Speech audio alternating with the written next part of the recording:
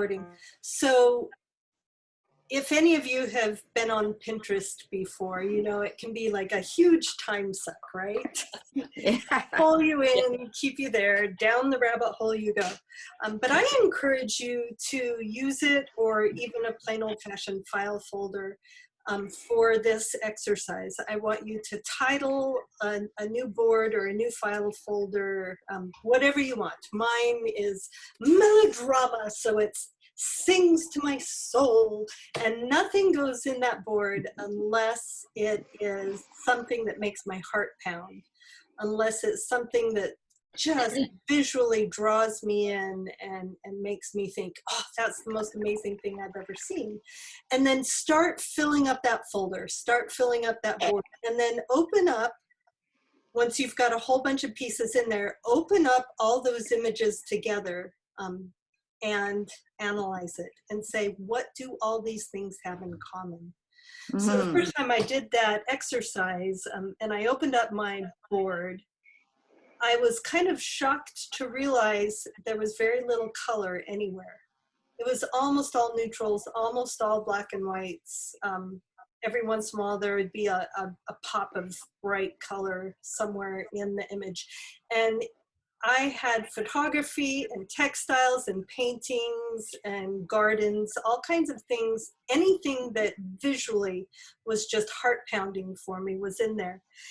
But as I looked at it, I realized that texture and really complicated layers of pattern just really got me excited. So I started making work, whole cloth textile works with very, very little color, but layers and layers of dyed and screen printed texture and pattern. And then a big focal point image. Sometimes that focal point image had color in it, sometimes it didn't.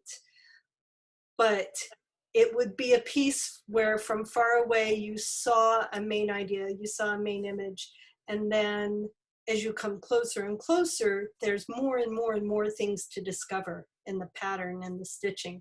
But there wasn't any color, and it was really funny because at the time I was making things all in jewel tones, you know, really bright colors.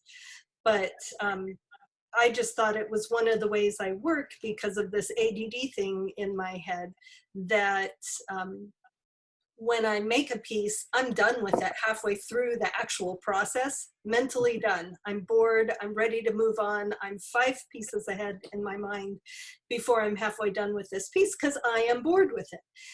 But when I started working within that area, within those elements and principles that really spoke to me visually, I was excited all the way through.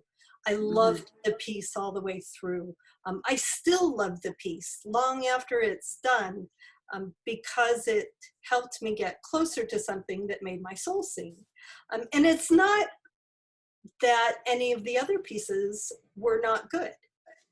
I just bored of them quickly, and they weren't as close to the thing that really, really, really gets me excited as other things. And so often I work whole cloth and in neutrals, and it's really funny, in between some of those works, which I spend a lot of time on, out will pop something in neon colors, you know, just a short little improvised work that is super, super bright. So I feel like I've gone kind of bipolar with my creative vision. But this process, as I was saying, of analyzing the elements and principles, whether it's a work that you like or don't like, if you pay attention to that, if you pay attention to what you are seeing and what you are learning, and sometimes you're learning, I don't like this element and principle used this way. That's valuable too, because then you can stay away from it in your own work. But this is a quicker way to get to the work that sings to your own soul. So today I thought that we would work with the principle of motion and movement. Do you all have any questions for me before we start?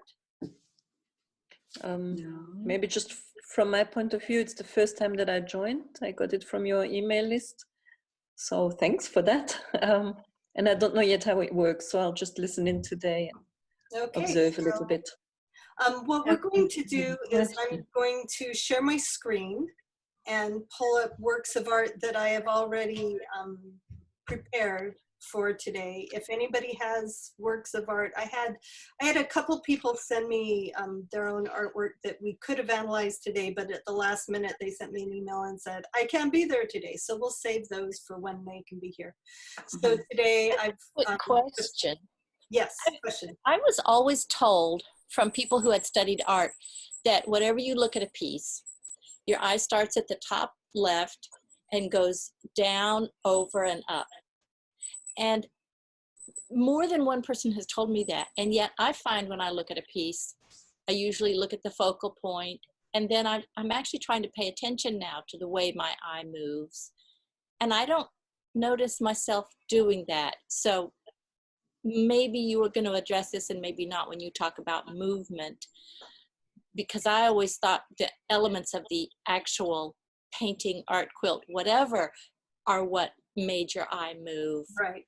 rather than certain strict formulas. Okay. So what I'm thinking, I've heard that as well, and that's the way when you read English or Western languages, that's the way we read our language. We start at the top left and we move to the right, and then we move down. So if you're a graphic designer or a web designer or an advertising person, often our eye does move that way. So you want, like on web design, you put the most important thing up in the top left, and then your eye kind of moves in a Z like that. But you're right, in art, it depends on what the art is. Of course, your eye doesn't move the exact same way for every single work of art. And we will talk about that today. So let me pull up Good. what I've got for us today.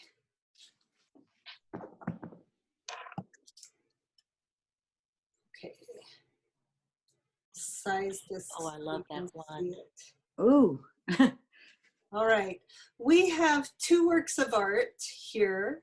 And today I'd like to do, instead of one at a time, let's do a compare and contrast as we look at all of the, oh, sorry. I can't click and talk at the same time. As we look at both of the pieces, let's compare and contrast them, focusing on the principle of motion and the idea of the movement of the eye and how an artist can create a feeling of movement, how the artist can draw your eye in to a place, can keep it still or move it on, how the artist can create areas of emphasis through how they arrange the elements. Remember, the elements are the basic building blocks. They're the letters of the alphabet. You really don't break them down any farther. And the way those elements are put together are the principles, the design concepts, the ways that you put them together to create a composition, to create meaning from the letters of the alphabet. So we have two pieces full of color. Actually, I wanted to do the black and white piece first and then go into color. Sorry about that. We will get to the beautiful color ones in a moment. Okay, can everybody see those? Yes, ma'am. All right, so we have two works here that are both black and white. I wanted to leave out color to start with as we think and talk about movement. And both of them, when we talk about movement, what do we mean? Are the pieces themselves moving? There is kinetic sculpture. There are works of art that where the work of art itself actually moves, and then architecture is an art form that is all about how humans move through space. So to me, architecture is also about movement, but in a completely different way than when you're looking at a static work, when you're looking at a painting. So let's have, does anybody want to volunteer to start with? Okay, so how we're going to work this is when I ask for a volunteer, you need to, and you want to start out, you want to speak, unmute yourself and then say, this is my name, and I'll choose one of you to follow the directions I give you. So I'd like a volunteer to describe in 3 words the kind of movement you see in the power moves, the work on the left. This is Karen. Karen, yes, go Karen. So 3 words I would use: sharp, dramatic, and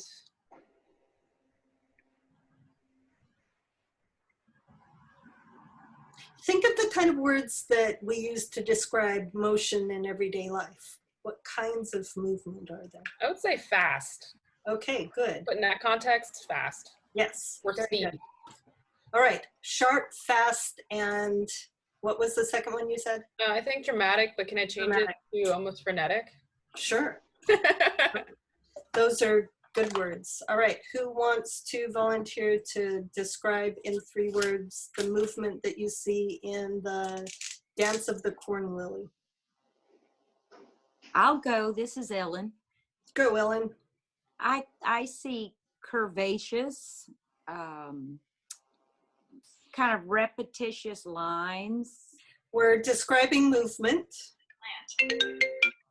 Okay, soft and Okay, gentle good. and kind of dark. I mean, Okay, well, don't know. that's not a movement. That's not the way. So when we talk about movement, we're going to use soft movement, gentle movement, and curvaceous movement. Those are 3 really good words. okay. Okay, so both of these are black and white. One of them is a painting, oil and acrylic on paper. One of them's a photograph of something found in nature.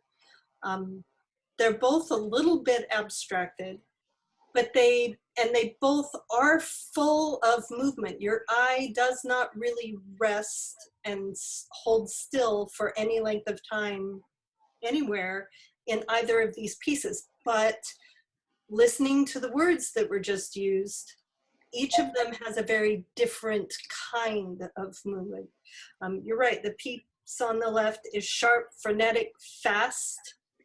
Now, let's think about how the artist has used what elements, how they've put them there to create that feeling of sharp, frenetic, and fast movement. Does anybody want to talk about one element, texture, shape, color, line, or value, that the artist uses and how they use that element in the piece on the left to create a sense of movement that is sharp, frenetic, and fast? Volunteers? I'll go. Who's this? This is Casey. Hi, Casey. Am I muted? Okay. The one on the left to me is it's the sharp lines. We've already said the movement was sort of sharp or fast. The single lines that sort of go off at angles make it look, although there's a lot of movement, almost like the movement was actually frozen, and the sharp lines, and it's much sharper also just in the image. So the lines are thin, the image is sharp, everything about it is very hard. And the one on the right to me is... Wait. So if we break it down even more simply from what you were saying about the element of line, the artist has used lines that radiate from the inside, spraying to the outside in all directions. They're sharp lines, they're thin lines. There are hard lines there as well. That gray edge of the shape in the background is a hard line. So when we break it down to talking about how the artist uses one element to create a sense of movement. If we were concentrating on line, those are some of the things we would say.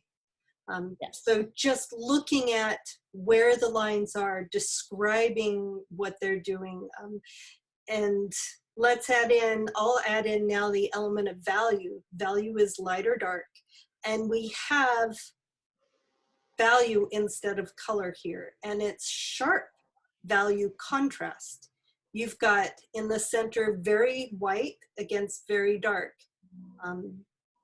That sharp edge, straight edge of the triangle in the background, and then those sprays going out of those lines. And then the linear is, you look on the bottom left and the upper left, the figure is not filled in, it's more of just an outline. And then those repeated lines as they go in, there's a lot of value contrast, there's a lot of different line directions, and there's overlapping lines here that move the eye in different places. Yeah. So that might be how you would talk about the elements of value and line. And also look in the center, how the highest and starkest contrast between light and dark is in the very center of this painting. That black space by the arm, the faces, the mask there is very dark. So that high contrast there, and the fact that it's where there is high contrast in the center there, it's all broken up. There's not a smooth continuous line. I think that's where the idea of frenetic movement comes here. It's because those lines are all broken up. And even when the paint spray lines are going outward, they have a definite direction to them, but then they're broken up as well, right? Right. That kind of movement, that's how the artist has used line and value to create that kind of movement. Can I have a different volunteer to talk about line and describe how the line in the piece, in the corn lily piece, how line is moving the eye? How is the artist using line to move the eye here? Any volunteers? Me, Who's that? Jerry, Hi, Carrie. Cherry. Cherry, go for it, Cherry. The lines undulate and the values make you fill in the blanks a lot of the time. So you are mentally finishing a line that you see vividly in certain places and very faintly in others. So it undulates throughout and it just keeps you moving around trying to finish a line. Okay. A way that you could talk about that is that the line directions are curved. If you can see my cursor, there are lines created here. Of course, in photography, you're just framing something that you already see, and you're working strongly with light. So with television and with light. So the plant that has been photographed here is catching the light and has lines that curve in this way, and the way the photographer has framed it creates this composition. So we've got the edges of the leaves. We've got all of the lines are very curved. I don't think I see a straight line in here.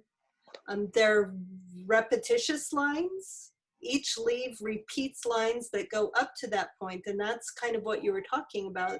It's a line that ends in a point, but that point continues, throws your eye off the edge of the leaf and continues your eye on a journey in a different way. Now, when you talk about value contrast here, we have this very, very dark area in the center upper left, and it's framed by this very bright curve. And notice how this curve points and speaks to the curve that takes your eye down the other leaves.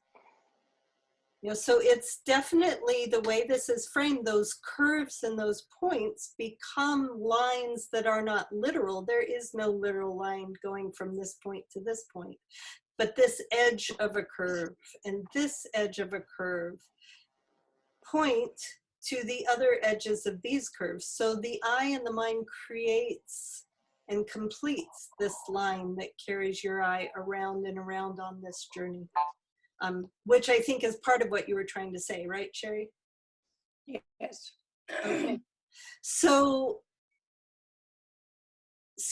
it's because those lines are curved and because there's a continuous idea of movement for the eye to follow, that is what gives this a feeling of a softer movement, a fluid movement, a more gentle and curvaceous movement.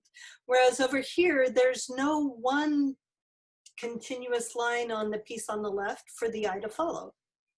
All the lines are broken up and they're all straight. Well, a lot of them are straight. So do you see how just the use of line creates two different feelings of movement here? Mm-hmm.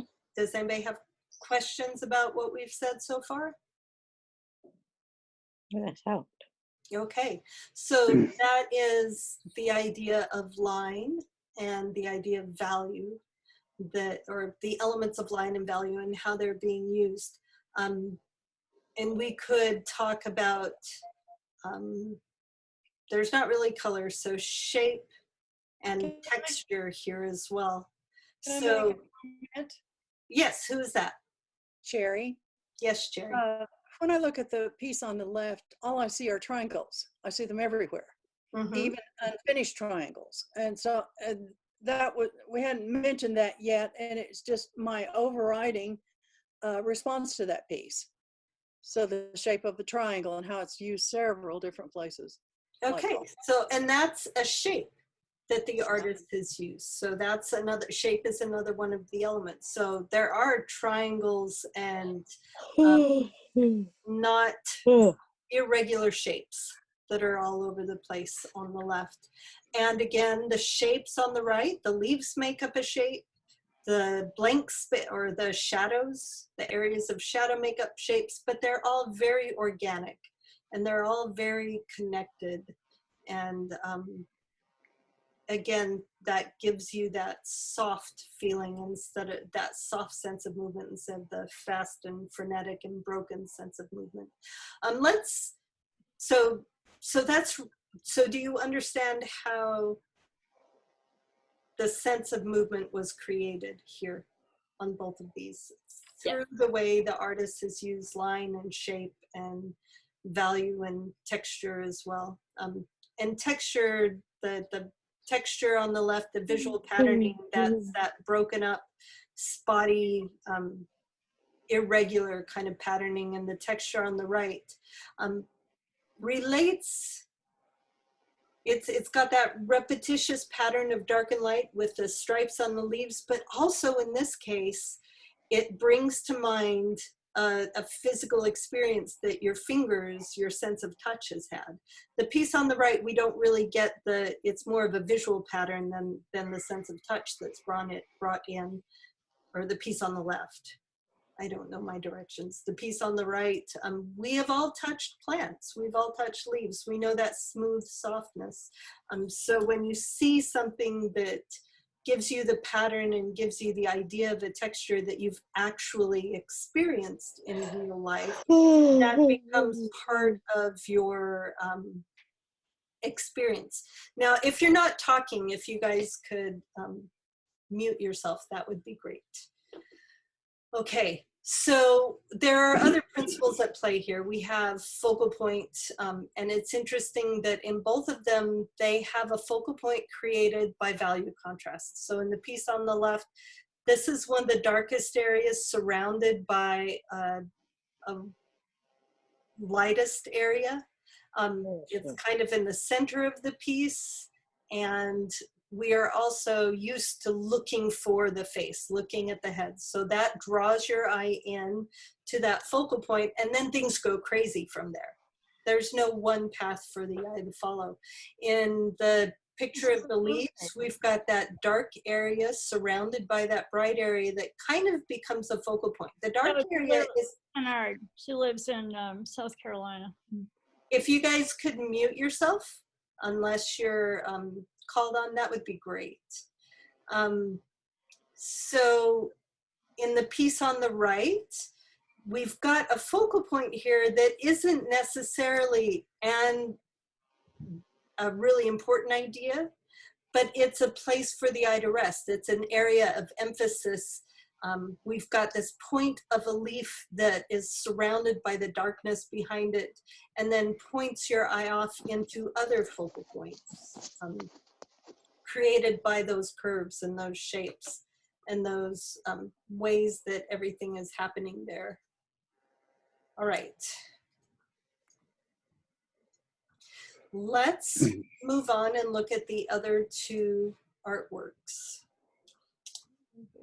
and compare and contrast these, just because it's really fun to come, to come up and add in color.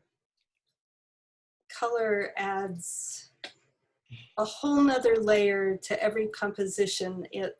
She's an artist. She does a lot of It's an emotional thing. thermofacts and layers of stuff. And Hey, who's talking right now? Who was just talking about thermofax stuff? If you could mute. me, it was Marilyn, me. Hey, Marilyn, if you could mute yourself, that would be great. Because then I'm we're not, sorry. no worries at all. No worries. I can't figure out how to mute everybody at the same time when we're on screen sharing. Okay, so as we look at these two pieces and compare and contrast, then they both also kind of are all about that sense of movement, that sense of how things have moved, are moving, have the potential to move. And so let's talk about some of the things that create those feelings and that sense of motion in the eye. So who would like to use 3 words to describe the movement in the piece on the right, Rhythm of Life, which I've spelled wrong now that I'm looking at it. Sorry about that. Anybody want to volunteer? Unmute yourself and say hello. I'll do Rhythm of Life. My name's Anna. Anna. I see the curves. Okay, curved. Let's, Anna, use 3 words to describe the kind of motion that you see here on the right. Vibrant, flowing, and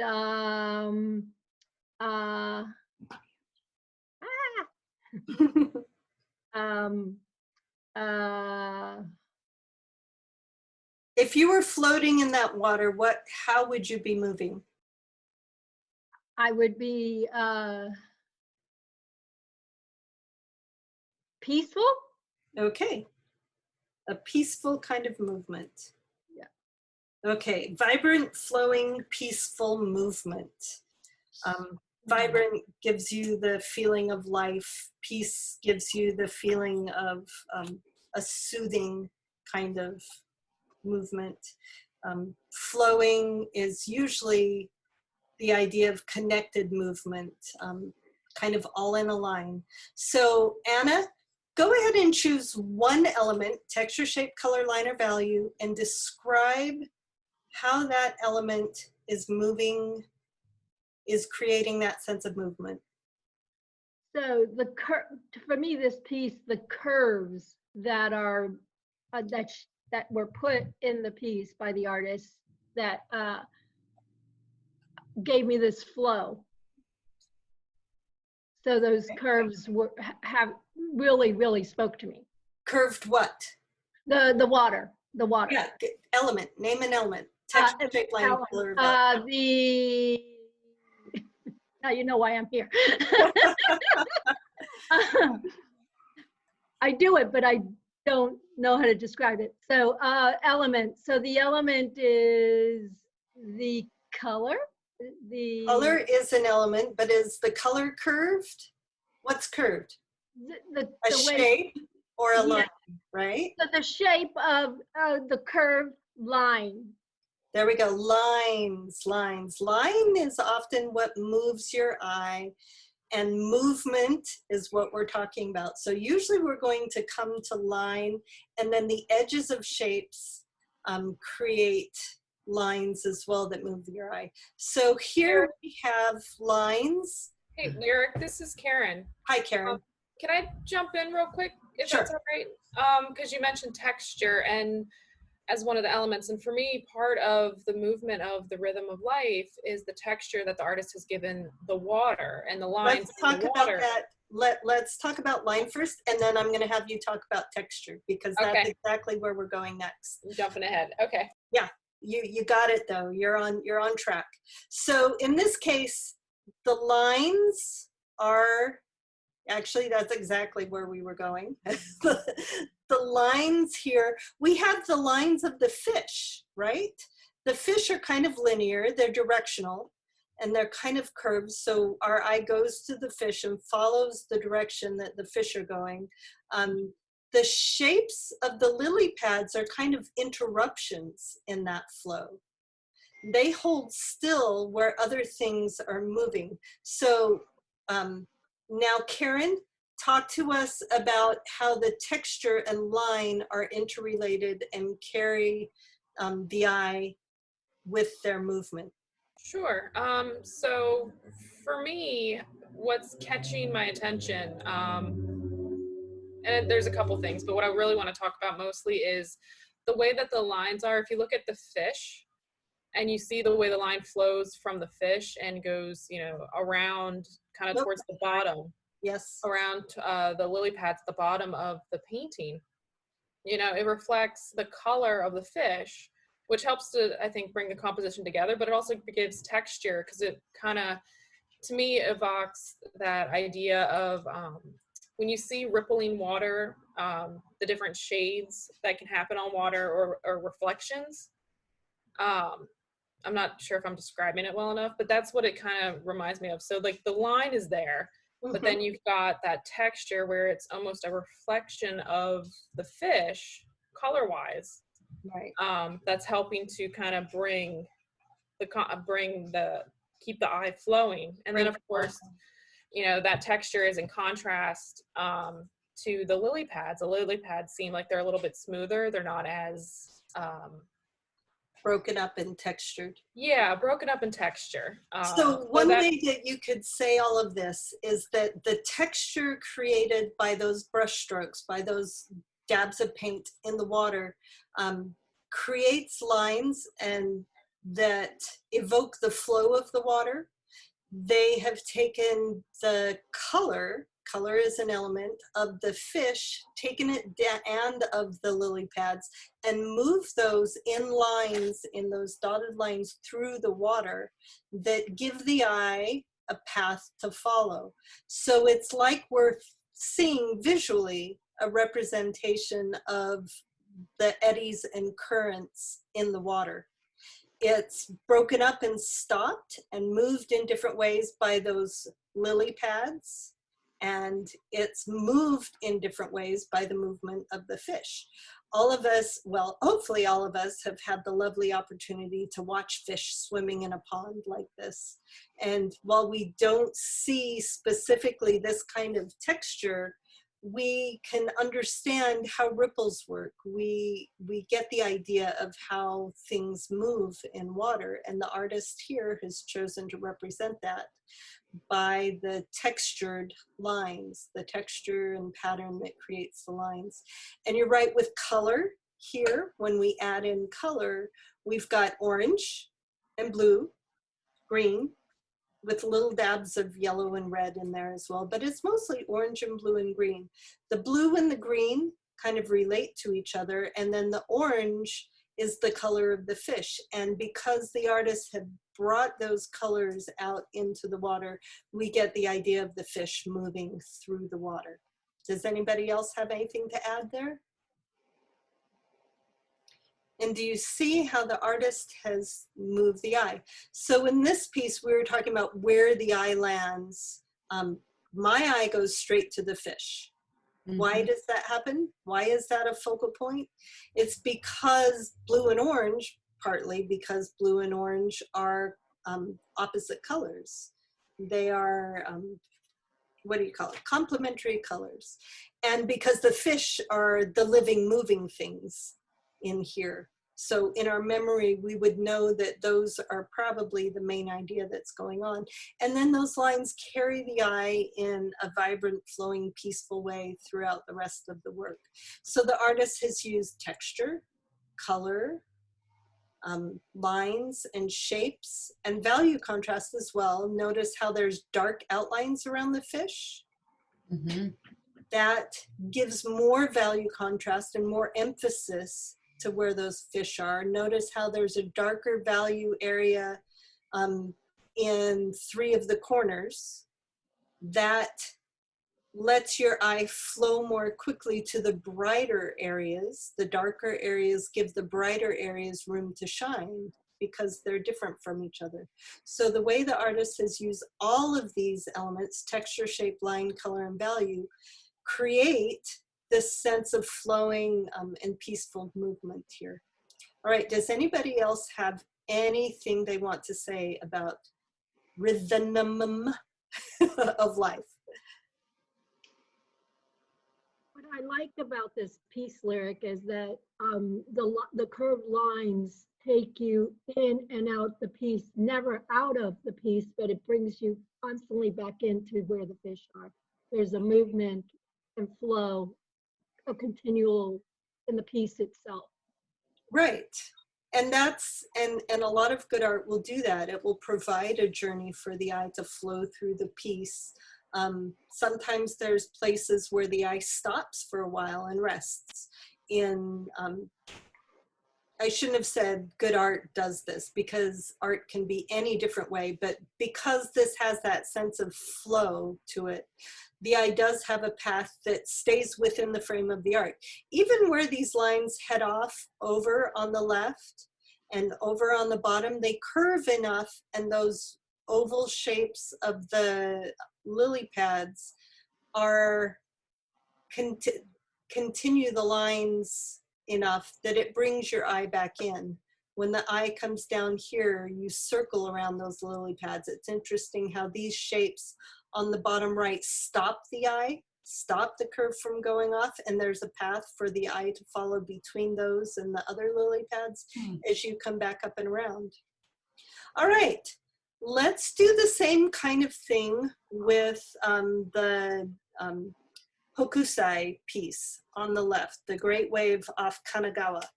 So would anybody like to volunteer to use 3 words to describe movement in the piece? Don't describe line or shape or anything, just what kind of movement do you see?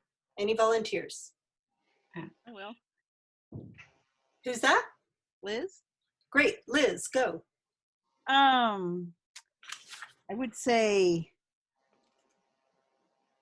power, menace, poised. I'm writing them down. It's like the action that's about to happen isn't happening at the moment you're viewing it. Okay. You're viewing a wave at the top, poised to crash. All right. So the motion is powerful, the motion is menacing, and the motion is poised or impending. Yeah. Kind of that feeling. All right. So who would like to talk about one element, either describe texture, shape, line, color, or value, and how that element is arranged here to create a sense of movement that is powerful, menacing, and poised? I'll be glad to do it. Nancy? Yes. All right. Choose one element. I'll choose line, because I Okay. think line is absolutely magnificent in this piece. When I first look at it, the line that I see, I hit the bottom right under Mount Fuji, and then my eye immediately goes up to the top. The line of the wave and the accentuation of all the lines leading to the top of the wave are themselves wave after wave after curve after curve after curve, creating that dramatic effect of so many lines. My eye goes all the way around with the line because it drops back down to Mount Fuji and up with the upper cloud, coming back around and around and around because the waves don't end. And the line of Mount Fuji is accentuated in the foreground wave, which is a very nice sense of the continuity and re-emphasis on that big triangle, even as though the big wave is a triangle that's coming undone and crashing. And the boats themselves curve with the line of the waves. Okay. So that's reiterated. Very good. So there's very curved, very powerful, strong lines that are repeated. We've got on the inside of the wave, those curved, those shapes, or it would be the texture in the water. We've got ripples over here, but they're more lines because of the value contrast we have. The lines of the edge of each wave, the lines of the edge of the boat, they're all curved in the same direction. Even this curve of the bottom wave from the right, lower right, leads the eye up into the upper curve. So almost all the curves have the same direction, except for the left side of Mount Fuji and the left side of the front wave. But even those are curved just right so that the eye is carried back up to that large wave. All right, does anybody else want to talk a little bit more about shape? Nancy definitely touched on it. Do I have a different volunteer to describe what we're seeing with the shapes here? Any volunteers? I would like to. Okay, Darcy. This is Darcy. Talk about shape. Describe what you see. So the shapes that get to me right off from the beginning are the claw-like shapes of the tops of the waves. Mm-hmm. They look like eagle or owl talons. Mm-hmm. And they're coming down onto the people on the boats and impending devastation. Also, the other shapes that I see are the circular shapes, which are the waves spewing. Mm-hmm. The water droplets. Water droplets, yes. And then, of course, the elliptical shapes that are the waves.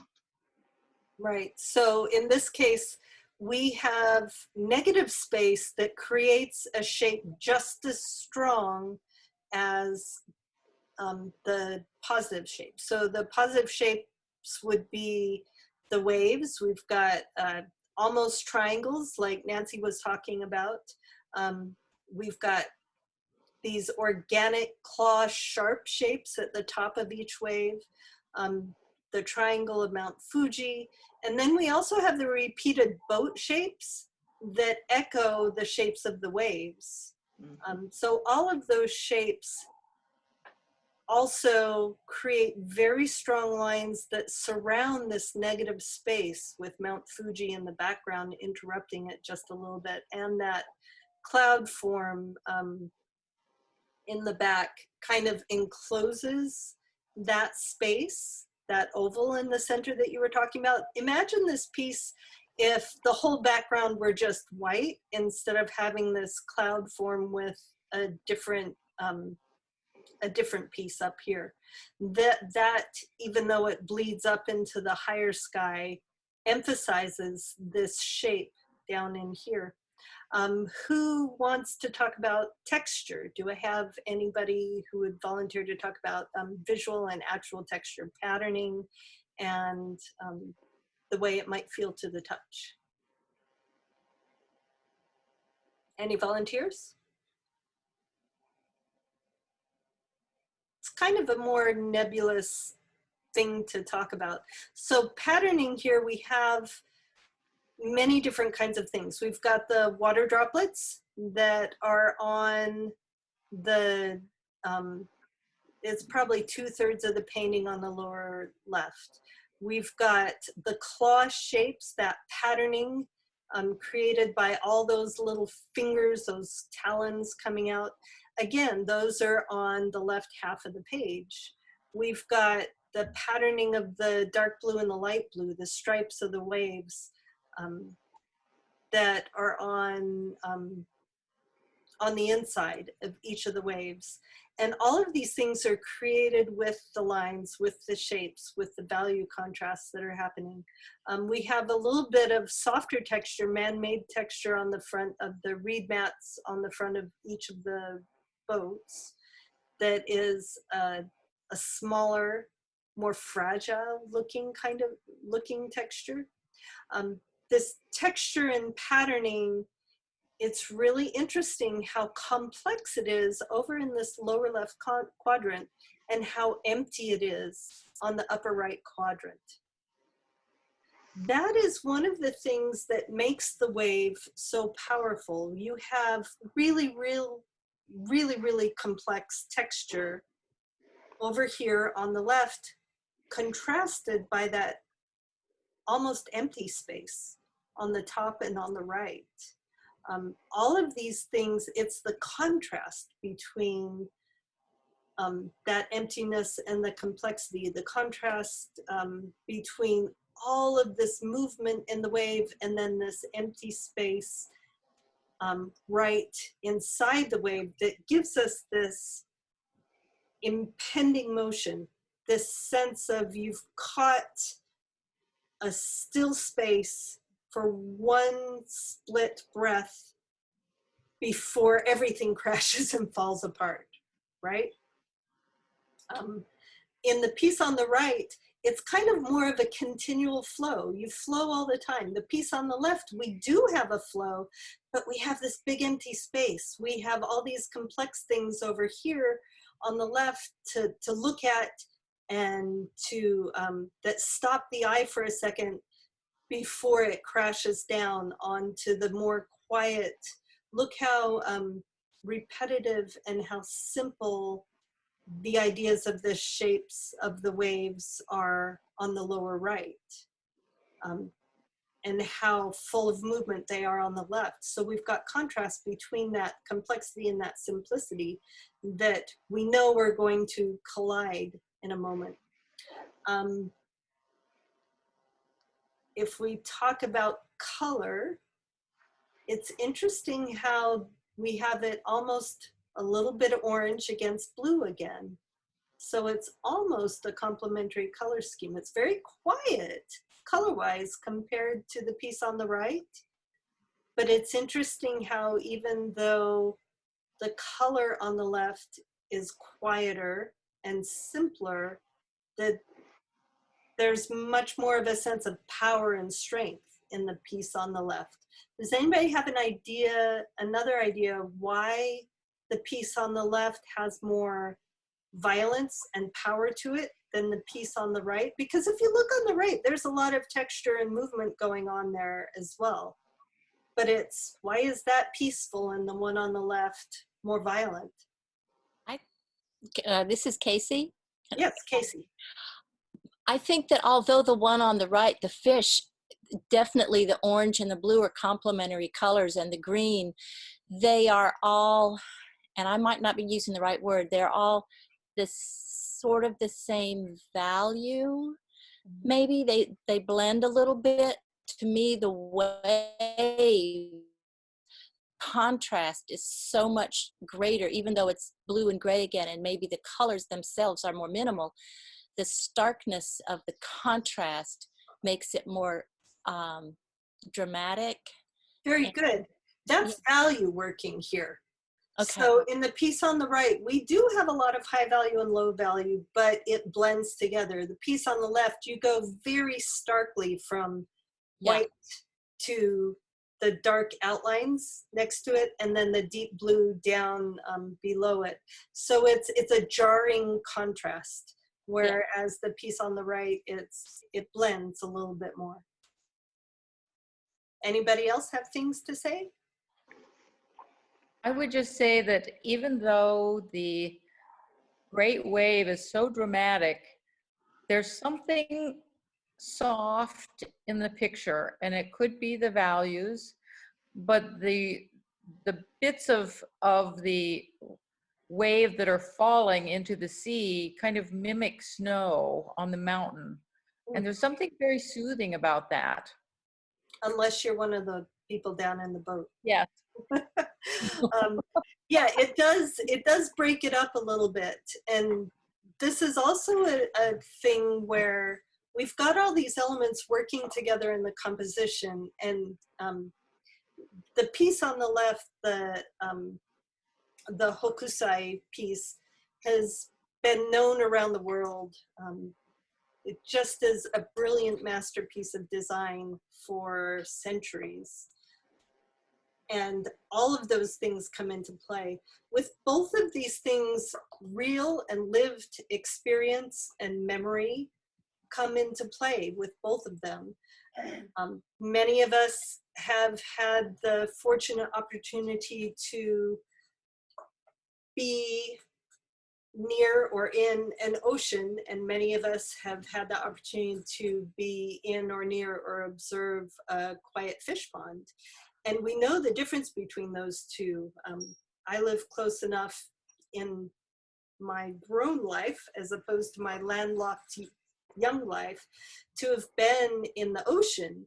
And sometimes it's beautiful and peaceful and gentle, and sometimes it scares the bejeebers out of me because the waves are so rough. And so my memory of real lived experiences that I have colors both of these pieces for me. I've spent hours watching koi swim around lilies in a pond, and I've spent hours watching the ocean, and sometimes those waves being violent is terrifying and thrilling and amazing all at the same time, but always powerful. I have a couple of comments. Cherry, go ahead. Point out. Cherry, yeah, that's me.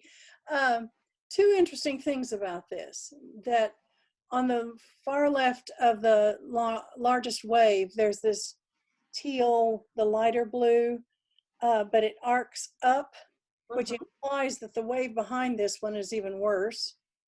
And so that half of this picture is really almost frightening. But the right side of it, like some others had mentioned, has a more a calming effect. I think the snow on the mountain is one of them, but also the figure in the sky. There's the cloud. It's a ghost. The cloud figure in the right part of the sky is a very odd shape. It's not what you would normally think would have been put there. And so it could have referred to some hand of calm or some protection from one of their gods, or there's just something about that appears to be protecting. Yeah, that would be a perception that you bring from your own mind and Not necessarily, because I'm not talking about that kind of protection. I'm talking about the fact that normally these people were very spiritual in their in the way they created their works. And I wonder if that has something to do with this. It is too odd a figure not to represent something. I don't know what it is that it represents, maybe a starfish, But I think the only way you would know that is if you were able to talk personally to Katsushika Hokusai. I think so. Everything else is entirely conjecture on our part, but conjecture is how each of us individually talks to and communicates with the work of art that we're seeing. However, I am convinced that that wave behind this one is even bigger. There you go. Okay, so our time is up. It has been lovely. I'm going to stop the screen share, if I can remember how to do this, and see all of your faces again. Does anybody have any questions? We can stay on for like another 5 minutes, and I can answer any questions you have about what we've done. Shirley. Yes, is this the way you're going to do it every time? Or do we show you something to critique? If somebody has something they want to critique, you'll need to email me really good photos so that I can share a screen. It doesn't work for you from where you are now to hold something up to the screen. Right. It works if you send me a photograph. So if you have a work that you would like critiqued, you can email that to me at lyric@lyrickinard.com. And we can do it next time if you tell me you're going to be there. There was something I was going to say and I can't remember. So it must not have been important. Any other questions? I would like to ask, do you have an idea of what your focus is going to be next time? No, not until about 20 minutes before we start. Okay. I do take requests. No forewarning, huh? No forewarning. Okay, right. so then maybe I have a question on that. Yes, Carol. It's very interesting to see this thing about the movement, etc. And it brought up the question for me that I tend to like a lot of texture. Usually, I know that for myself. I'm attracted to those pieces, and then I often end up, or I also like them. I also appreciate pieces that are quite static. But now seeing the movement of course adds a lot of, sorry, I lost all of you there for a second. The movement adds a lot of interest to a piece. So what happens to pieces that don't really have a movement of line or something like that? And that, how do you get a very strong piece when there is no direction involved? They're strong in a different way, right? So how about that is your assignment for this week, everybody. I want you to go find works of art that have different kinds of movement and figure out what and why and how. That movement can be no movement at all. It can be very calm, peaceful, still, static. That's like the opposite of movement, a stillness. How do you create stillness in your work of art? So go find those two things. Sorry, I was even thinking more about, you have the stillness, but how do you keep the interest of the viewer while having a still piece? That's the connection that I'm interested in. Yeah. Right. Go see what you can find, and then maybe email me an example, and maybe we'll use it next week. Anybody else have a question? I have a question. Go How ahead. you can make emotion with motion? That emotion is so personal and so individual. I think as an artist, you create the kind of work that speaks to you and your emotions, and then you'll find that work will find somebody else out there who might have that same emotion. And just think to yourself, what kinds of movement make me feel certain ways? Like for some people, if you think of a figure skater, you know, somebody who is competing at the Olympics, for some people, that kind of movement might make them feel just joy and elation and power and the feeling of flight. And some other people might go, oh my gosh, she's gonna fall, she's gonna fall. And they might have a different emotional reaction to those things. Okay. So emotion, you can't really dictate what other people feel. You can express what you yourself feel, however it is you do that. All right. I have a question then. Okay, thank you. Yeah, go Ellen, quickly. So wouldn't color though a lot of times be associated with motion? I mean, emotion. Yes, color is very emotional, but it's also very individual. It's never going to be the same for everybody. So as I was saying, you find what elements create that emotion for you and you express that, and be okay with it if not every other person feels the exact same emotions, because we're all unique individuals. We're all, we all have our own individual prescription lenses that we look through when we interact with the visual world around us. All right, thank you so much, everybody. It's been a delight and a pleasure to be here with you this week. We will be back here, same link, same time next week. And thank you for coming. Thank you. Thank you very much. Thank you. Thank you. Bye-bye. Bye-bye.